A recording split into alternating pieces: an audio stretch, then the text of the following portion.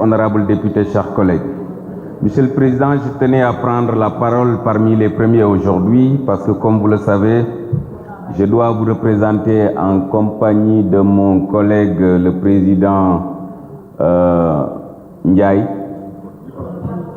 dans un forum où on doit parler de mercénarisation et de milicianisation en Afrique, bref, de terrorisme.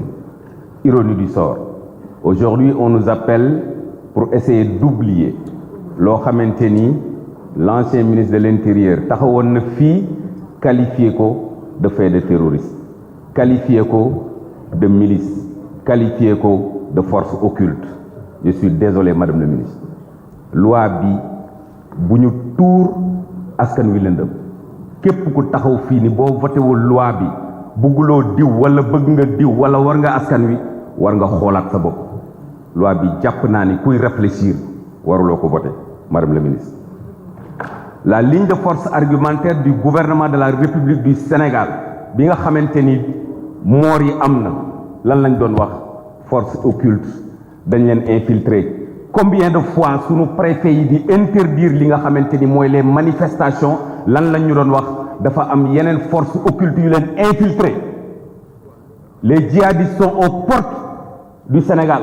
Lu ne yàgg nañ ko fi dégg tey ñu bëgg a ñëw bëgg a considérer par perte et profit li nga xamante ni moom moo fi jaaroon.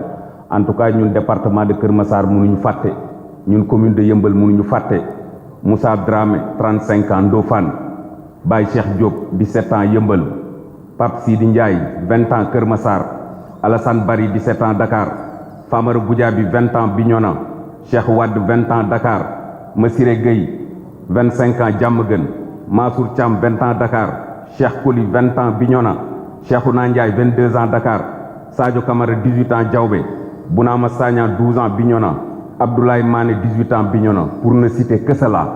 Rien que pour la mémoire de ces défunts, j'estime que avant ñuy waxi amnistie, on devait d'abord régler le problème pour situer les responsabilités.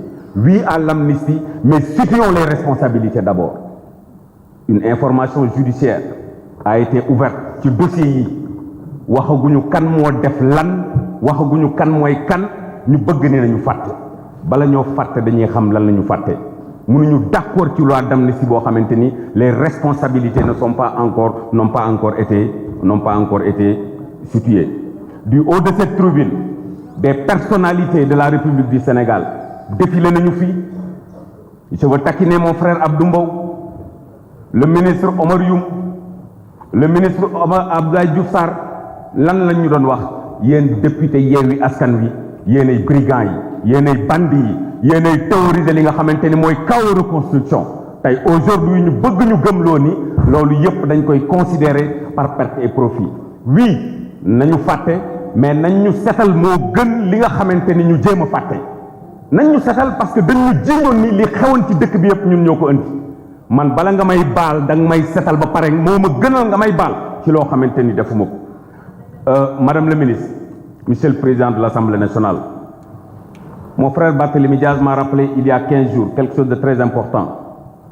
J'étais avec le président Abdoulaye Wade, responsable des jeunes du PDS, jàkkaarloo ak ñoom fii ci place Soweto 23 juin. Vous étiez à quelques encablures du palais de la République, à 400 mètres du palais, dans la zone rouge de la République du Sénégal. Une manifestation qui a duré 8 heures de temps, 0 mort. 4 jours après, les émeutes de l'électricité le 27 juin, durant toute une nuit, xale yi di xeex ak les forces de défense et de sécurité, 0 mort. ñu ñëw ci ay manifestations yoo xam ni saa bu ñu génnee am ñu dee ñu ne ay bal moo leen rey. Donc bala ñoo waxi amnistie nañu situer d'abord les responsabilités. Monsieur le Président de la République, vous n'avez pas besoin de ça. Vous avez raté votre sortie. Vous êtes en train de rouler à 180 à l'heure.